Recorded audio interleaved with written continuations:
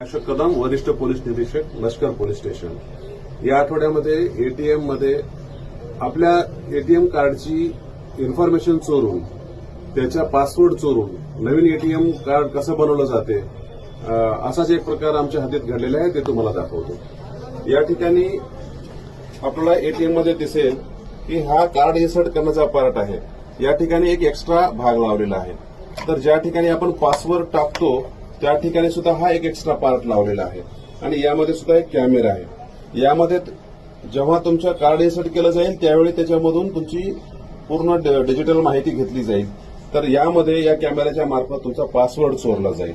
ह्या सगळ्या गोष्टी आपल्या बाबतीत होऊ नये म्हणून आपण एक चेक केला पाहिजे की हा भाग हलतो का, आणि जेव्हा तुम्हाला पासवर्ड टाकायचा असेल तर त्यावेळेस तुम्ही वर हात लावा आणि नंतर पासवर्ड टाका, जेणेकरून कॅमेरा असेल तरी तो पासवर्ड चोरला जाणार नाही व तुमचे एटीएम कार्ड सुरक्षित राहील.